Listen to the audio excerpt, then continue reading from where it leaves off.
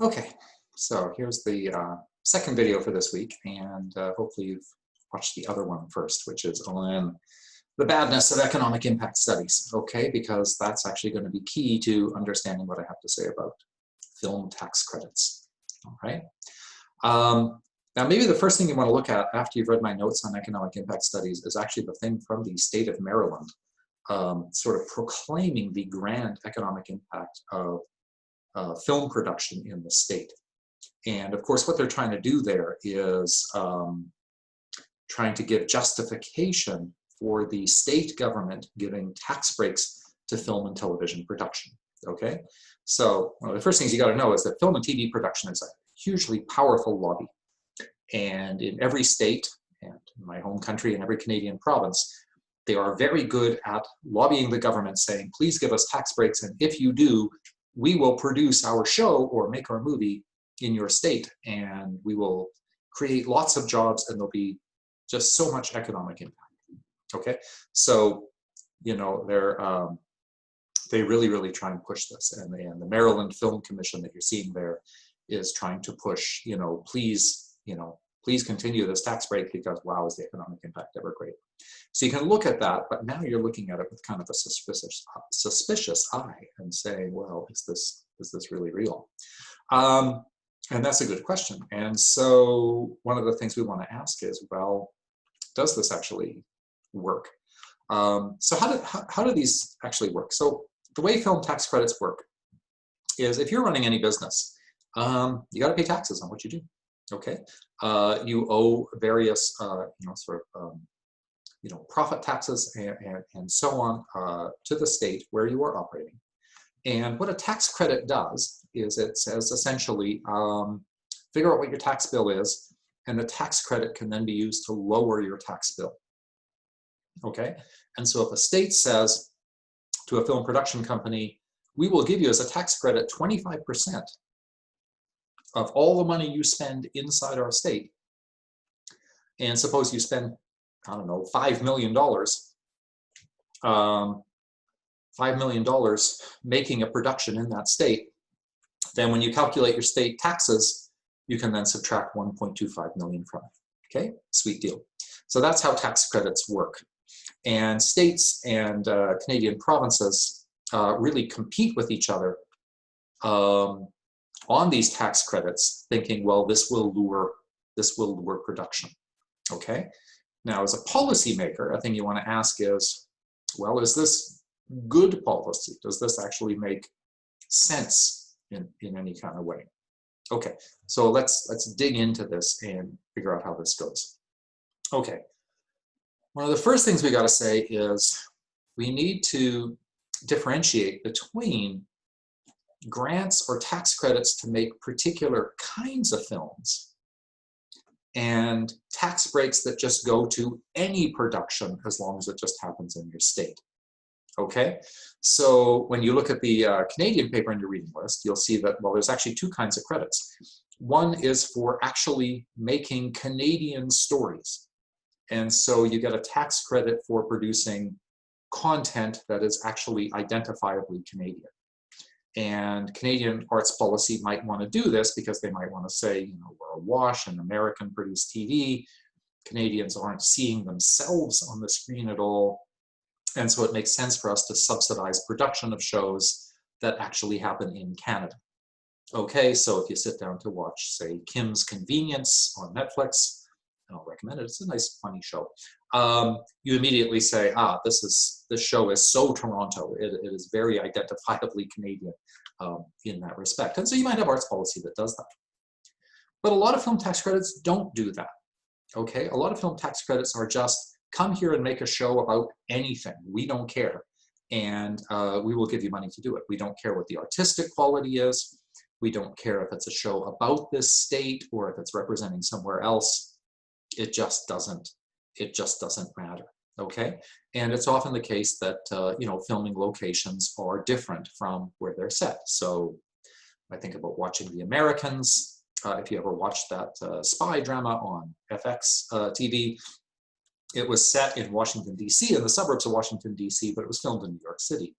To take another political show House of Cards, that was set in DC, but they did most of the filming in Maryland, the Maryland Film Commission thing.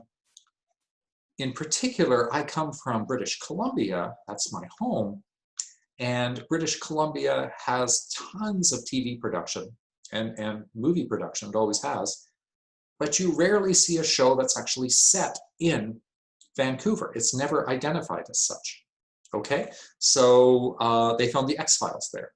And you know, The X-Files, the characters were always, you know, going all over the United States to, you know, Oregon or West Virginia or Georgia, but it was actually always British Columbia. In fact, sometimes in Lynn Canyon, just down the street from my house. One of the first shows they used to make there was MacGyver, and MacGyver was, you know, always set in the United States. The recent comedy show Psych, that is supposed to be set somewhere on some California coastal town, I think Santa Barbara, it's also filmed in Vancouver. Okay, so you get lots and lots of shows filmed there. Arrow, to take a more recent sort of action show, was filmed there a few years ago. I was there. My kids and I were having lunch and we watched them trying to film a motorcycle chase scene for Arrow on one of the piers by the docks. So you get lots and lots of film production there that actually has nothing to do with representing Canada, nothing to do with representing that location, but it's just pretending to be somewhere else, okay? And so you have all these big film tax credits for that. So the first thing to think about that is when you do that, when you subsidize that, it's not actually arts policy, okay? It's more or less industrial policy. So the British Columbia government giving a whole bunch of tax breaks to film the sort of comedy detective show Psych in British Columbia when it's actually set in California. There's no arts policy rationale for it. It could be made anywhere. There's no great loss if it doesn't get made. It's just a matter of economic policy, industrial policy, trying to create jobs. So that's the first thing to get in mind, okay? It's different from a lot of the other arts policies we look at where you really do look at what is the actual content of what's being done, okay? That's the first thing to get straight. So then the second thing to get straight is, well, is it worth it? Okay, is this actually good economic policy? Maybe it is. Well, here's the problem is you get into the question of why would you subsidize through tax breaks any industry? Okay, like why would you say it's important for us to give a special tax break to this particular sector and not the others to try to get it to locate here? Okay, because normally we'd say there's not really much point in that. So if I took the case of, say, making furniture, okay, making good quality craft furniture, there's no special tax breaks for that. Okay, you know, you don't get state and provincial policy saying, you know, here's a really big tax credit program if you will just locate your furniture factory in our state. You don't see it, even though, well, furniture manufacturing creates jobs. It has so-called economic impact, right? It does all those things, but you don't see special tax policies for it. So you'd have to say, well, what makes the film sector special then? What makes it different from the furniture sector and that you'd really want to give it these tax breaks? And the answer is, there actually isn't a good reason. Okay, there isn't a good reason. Because all you're doing is shifting economic activity out of other sectors into this sector. And economists kind of universally say there aren't really good reasons to do that. Okay, there's no particular externalities that come from this. Okay, there's no special spin-off benefits, there's no public good benefits that happen to come from filming Arrow or the X-Files in your town rather than making furniture. Point of fact, it's probably more stable employment if you make furniture rather than making a TV show that might only last a couple of seasons. But there's no special reason to do it, okay? All you're doing is moving resources from one sector to another. And there's no real economic gain from that. And so it's not very surprising that the two actual empirical studies I've put on the modules, one from Canada, one from the United States, they both say the same thing, which is that you don't get an increase in state or provincial income from doing this, right? It doesn't get you anything because all you're doing is favoring one sector over others, but you don't make a state rich by doing that. Okay, it doesn't do that. It doesn't get you anything. Okay, it really gives you no advantages. In fact, it can be costly to do that. Now, when you read a study that says, but this tax credit program increased the number of jobs in this sector by this many thousand, right? The answer you give back is, well, that's not really surprising, okay? Because you can do that with any sector. If the state of Indiana came out with a policy that said, we're going to give huge tax credits to the furniture making industry, and some furniture companies decided, we're going to relocate to Indiana, or some entrepreneurs thought, well, I'm going to get into the furniture business here in Indiana instead of something else, of course you're going to grow the furniture industry, right? Of course it's going to work. If you subsidize anything, you get more of it, right? Of course you will. But that doesn't make it good economic policy, because it just means you're gaining that at the expense, at the opportunity cost of other sectors, right? All you're doing is shifting resources around, but you're not getting a net gain. And that's what all of these studies find, is you don't really get a net gain by saying, let's try to create all these jobs in the film sector instead of somewhere else, instead of something else they would have been doing, right? There's no gain for that. Why is the film sector so good at getting these tax credits? Why have they been successful? My answer is that I don't think it's the economic impact stuff that works. I don't believe that's the reason. I think you have a powerful lobby that says, we will publicly thank you for this. But my experience working in government suggests that when politicians are approached by the film industry, they're a little bit in awe, okay? So I worked for the government in the Canadian province of Saskatchewan.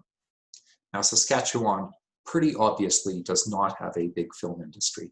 I doubt you've ever seen any shows that were filmed there.